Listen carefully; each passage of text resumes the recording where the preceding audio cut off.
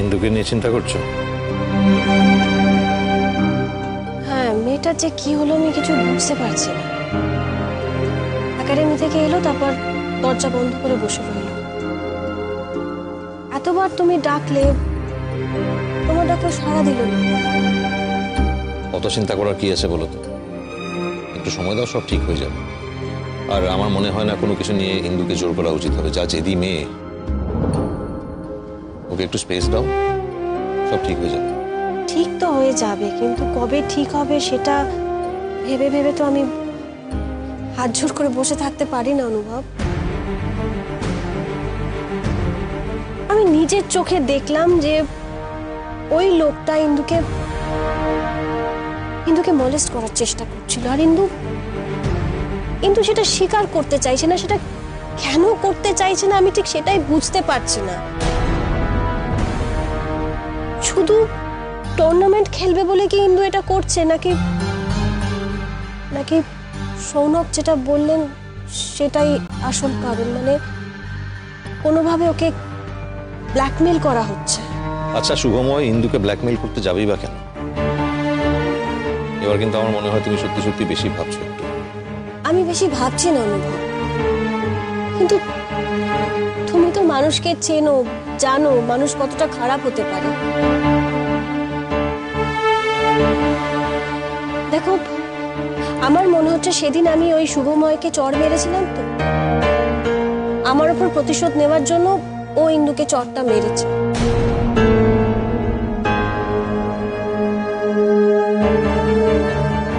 আমার খুব ভয় করছে, আমার বড্ড ভয় করছে। খালি মনে হচ্ছে ইন্দুর কোনো বড় ক্ষতি হয়ে যাবে না তো? দেখো, তুমি তো আর এমনি চুপচাপ বসে নেই, তুমি তো নিজের তরফ থেকে চেষ্টা করছো। কিন্তু আমার মনে হয় তুমি যে একাডেমিতে গিয়ে খোঁজ খবর নিলে তাতে ইন্দুর হিতে বিপরীত না হয়। কেন? এটা কেন মনে হচ্ছে তোমার? কারণ তুমি যে গেছো খবরটা তার কানে পৌঁছবে, মানে শুভময় বাবুর। তারপর সে আরো সাবধান হয়ে যাবে। এক্স্যাক্টলি আমিও সেটাই ভাবছিলাম। কিন্তু আমি কি করি বলো তো? কি করব আমি? ওকে অন্য একাডেমিতে নিয়ে আসবে। ইন্দুকে বলেছিলাম আমি সেটা, ও রাজি হয়নি। আমার কি মনে হচ্ছে বলো তো, ওই শুভময় লোকটা ইন্দুকে কিছু একটা বলে আটকে রেখেছে, তাই ইন্দু একাডেমি থেকে বেরোতেই চাইছে না। একটা লোক দিনের পর দিন ইন্দুকে মোলেস্ট করে চলেছে, আর ইন্দু কিছু করছে না। অ্যাকচুয়ালি ইন্দু না খুব হেল্পলেস, তাই হয়তো সবার সঙ্গে এরকম অদ্ভুত বিহেভ করে চলেছে। আরে আরে গোটা সিচুয়েশনে আমার নিজেকে খুব হেল্পলেস মনে হচ্ছে, খুব হেল্পলেস। এদিকে এসো, আমার কাছে এসো। আমি জানি তুমি হয়তো ইন্দুকে নিয়ে খুব চিন্তা করছো, কিন্তু একটা জিনিস মাথায় রেখো যে ওভার থিঙ্কিং করলে কিন্তু কোনো প্রবলেমের সলিউশন পেলো না।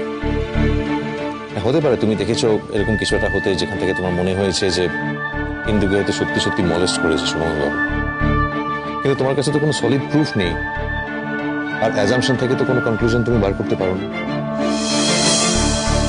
কি হলো? তোমার নিশ্চয়ই জানা আছে মেয়েদের একটা সিক্স সেন্স কাজ করে, আর আমার সেই সিক্স সেন্স বলছে যে ইন্দুর সঙ্গে ওই লোকটা খারাপ কিছু করছে। তুমি সেটা ফিল করতে পারছো না। থাক,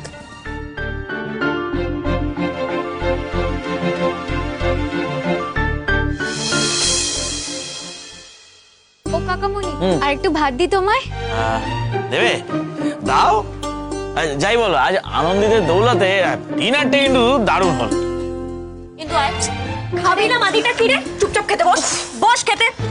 আমি বলছি তো আমার খেতে ইচ্ছে করছে না, কেন জোর করছিস আমায়? তুমি একদম চুপ করে খেতে বসো। ইন্দু, এতবার ডাকতে হলো কেন তোমাকে? হ্যাঁ, অনুভব যাবার আগে এতবার করে ডাকলো, তুমি একবারও দেখা করতে পারলে না? না মা, আমার ইচ্ছে করছিল না। আর আমার ইচ্ছে বা অনিচ্ছের কোনো দাম তো আছে নিশ্চয়ই, নাকি পুরোটাই দিদি ভাইয়ের ইচ্ছে বা না অনিচ্ছে? কিন্তু এসব তুই কি বলছিস? না না ঠাকুরপো, ওকে বলতে দাও।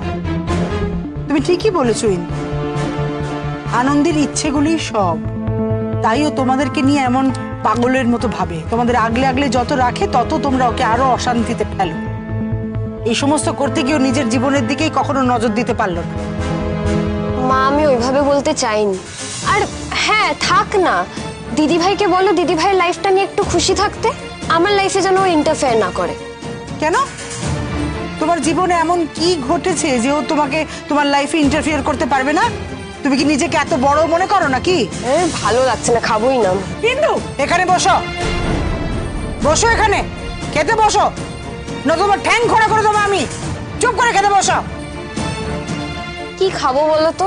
মানে শান্তিতে তো খেতে দিচ্ছ না তোমরা, সারাক্ষণ কিছু না কিছু একটা শুনিয়েই যাচ্ছ কথা। কিন্তু তুই এত বড় হয়ে গেলি, এখানে তোর মা রয়েছে, কাকিমণি রয়েছে, কাকা রয়েছে, সবার সামনে তুই খাবার পেলে উঠে যাচ্ছিস। এত বড় হয়ে গেলি নাকি? বস পর, খেয়ে নে শিগগির। কি খাবো আমি এক্স্যাক্টলি? এই ভাত ডাল এইগুলো? কাকিমণি, আমি একজন প্লেয়ার, এই ডাল ভাত এই খাবারগুলো না আমার জন্য বিষ। আর তোমরা কি আমার কথা ভেবে আদৌ কোনো খাবার কখনো বানিয়েছো? আমার জন্য আলাদা কোনো রান্নাও তো হয় না। ইন্দু, তুই আজে বাজে কথা বলছিস। কেউ তোর জন্য কোনোদিনও আলাদা কিছু ভাবেনি, করেনি। এই যে তুই এতদিন খেলাধুলো করছিস, এতদিন ডায়েট ফলো করছিস, সেগুলো কে সামলেছে? সেই দিদি ভাই, যাকে তুই আজ তোর ব্যাপারে ইন্টারফিয়ার করতে বারণ করছিস, মানা করছিস। কিন্তু একটা কথা বলতো, মানে আমার তো জানা নেই, তুই তো কোনোদিনও মিথ্যে কথা বলতিস না। এখন কি সেই বিদ্যাটাও শিখে নিয়েছিস? আমার না তোদের কারোর সাথে কোনো কথা বলতে ইচ্ছেই করছে না। ইন্দু, তুই কিন্তু দরজা লক করবি না, আমি শুতে যাব। আমি কারোর সাথে শোবো না, আমি দিদি ভাইয়ের ঘরে একা শোবো।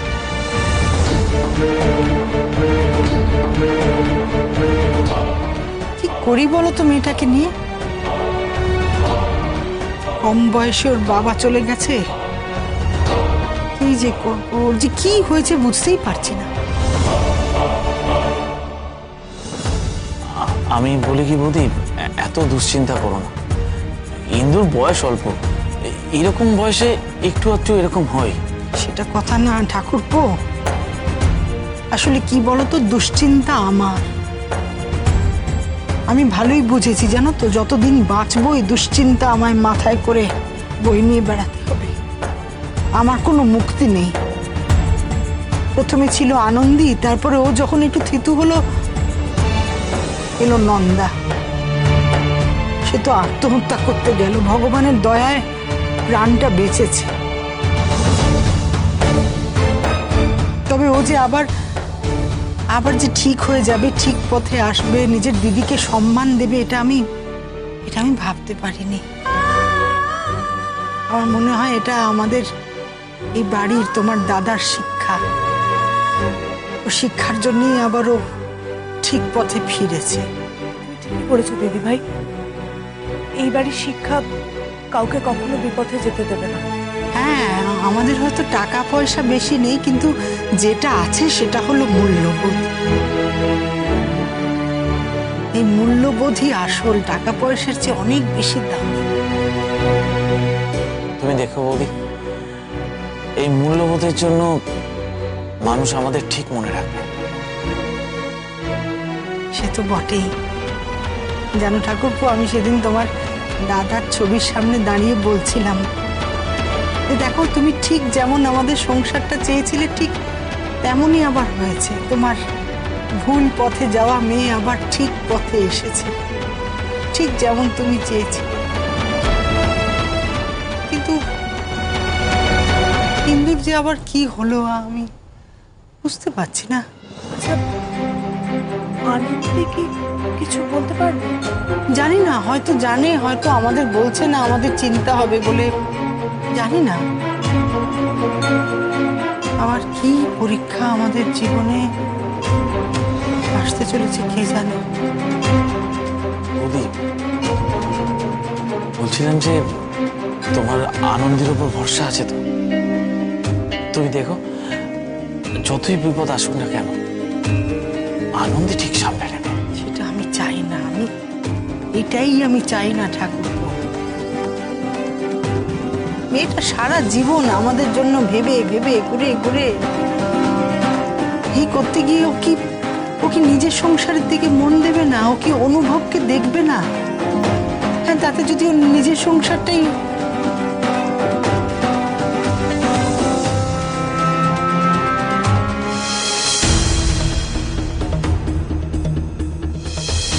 You are just good for nothing.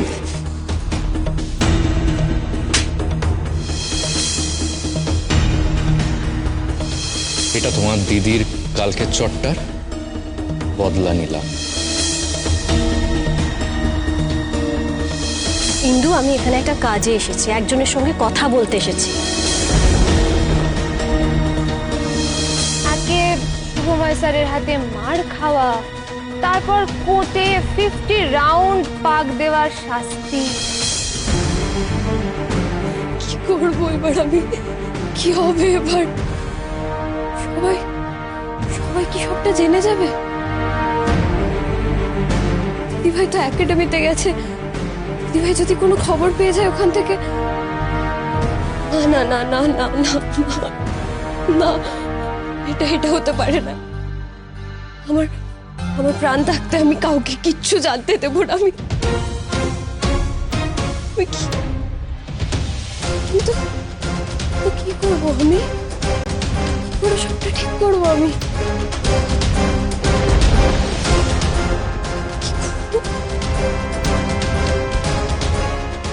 ঠিক করবো আমি, কি করবো?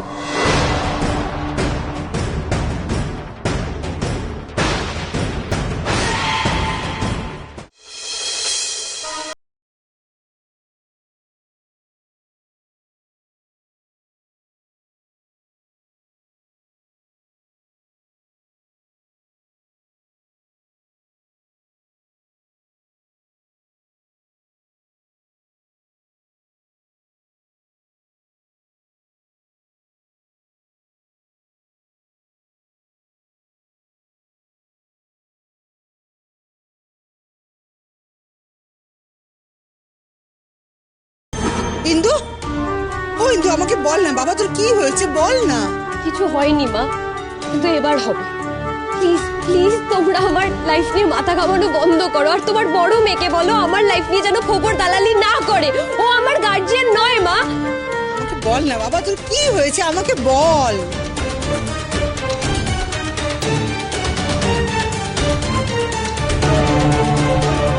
কিছু হয়নি, কিছু হয়নি।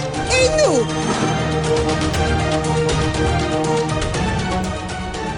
মেয়েটা যে কি করে একদম ছেলে। দরজা খোলা কেন? ইন্দু, ইন্দু তুই এর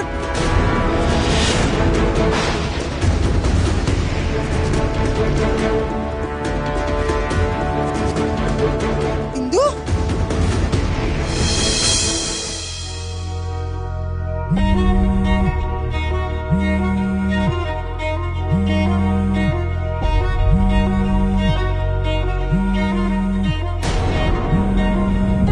এত ভোরে মা ফোন করেছে কেন? হ্যাঁ মা বলো। আনন্দি, আমি ইন্দুকে বাড়িতে কোথাও খুঁজে পাচ্ছি না। ইন্দু কোথাও নেই। বৌদি, তুমি টেনশন করো না বৌদি। কি? ইন্দু নেই মানে কি? কোথায় ইন্দু, কোথায়? কি হলো বলো না, ইন্দু কোথায়?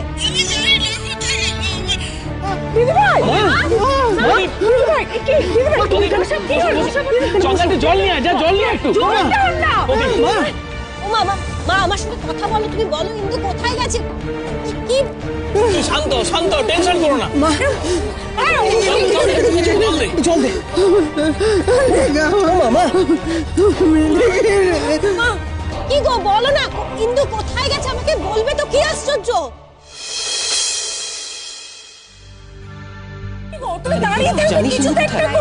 দাঁড়াও দেখছি।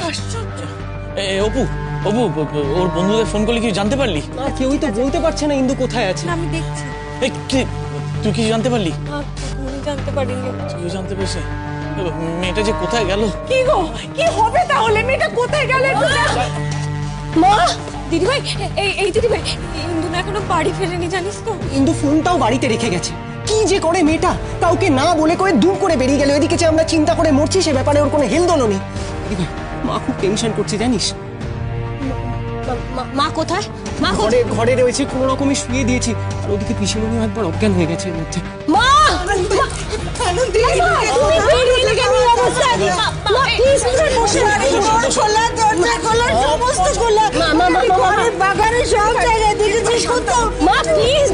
করে না মা, শান্ত আমার লক্ষ্মী মা, মা এরকম করে না। ওকে এনে দে আমার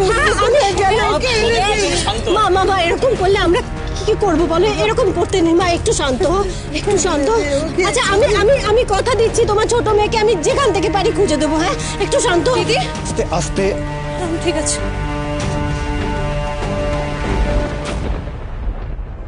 কিরে দিদি, ইন্দুকে খুঁজে পেয়েছিস? না এখনো খুঁজে পাইনি, ভালো হয়েছে তুই এসে গেছিস। তুই একটু মায়ের কাছে থাক। ইন্দু হয়তো রাগ করে আশেপাশে কোথাও আছে, বুঝেছিস? তুই তোর মায়ের কাছে থাক প্লিজ। হ্যাঁ কেন ওর সাথে কি কারোর কোনো রাগারাগি হয়েছে? মানে এজন্য বেরিয়ে যেতে পারে? হ্যাঁ, কালকেও হঠাৎ করে কিরকম অদ্ভুত ভাবে এলো, এসে রাগ করে ব্যাগটা ছুঁড়ে ফেলে দিল। আমি বললাম যে তুই একটু খেয়ে নে, কিছুতেই খেলো না। তারপরে গিয়ে দরজা বন্ধ করে দিল। অনুভব এসে ওকে কতবার ডাকলো, তাতেও বেরোয়নি ও ঘর থেকে। বাবা, অনুভব ডাকলো তাও বেরোলো না? স্ট্রেঞ্জ। রিসেন্টলি ওর কারোর সাথে কোনো ঝগড়াঝাটি হয়েছে? দেখো বিক্রম দা, আমরা না অত জানি না গো, জানি না আমরা।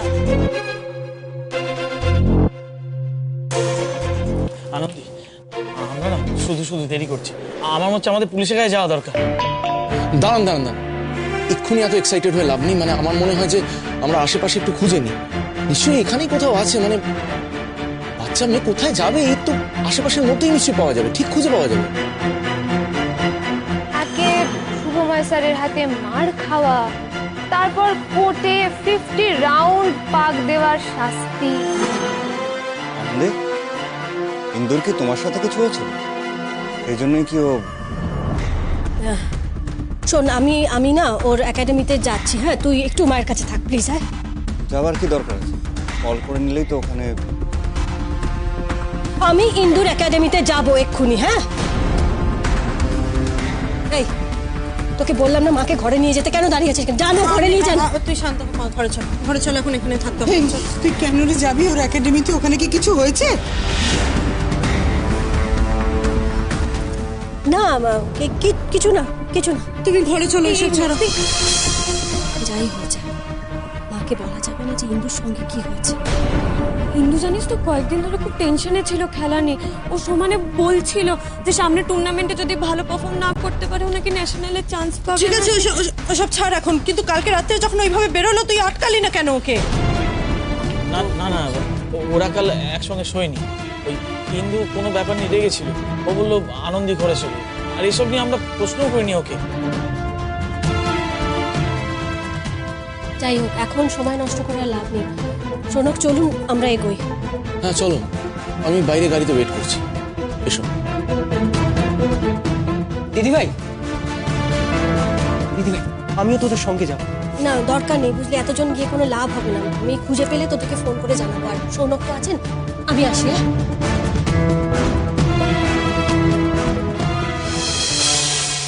বাহ, চমৎকার।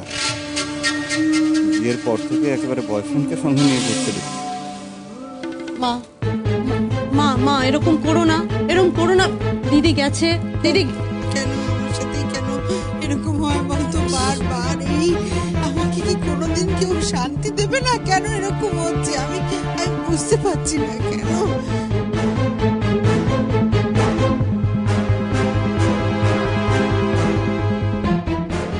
অপু,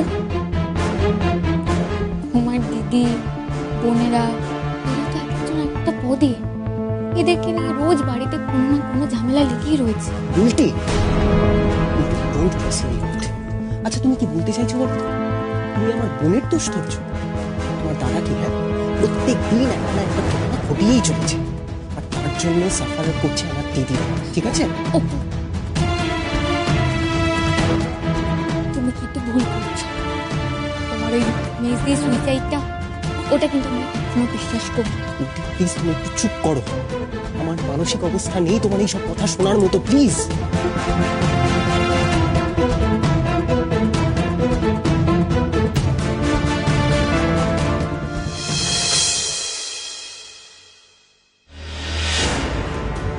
এই একাডেমিতেই না ইন্দু আছে, ওকে খুঁজে বের করতে হবে, বাড়িতে নিয়ে যেতে হবে যেভাবে হোক।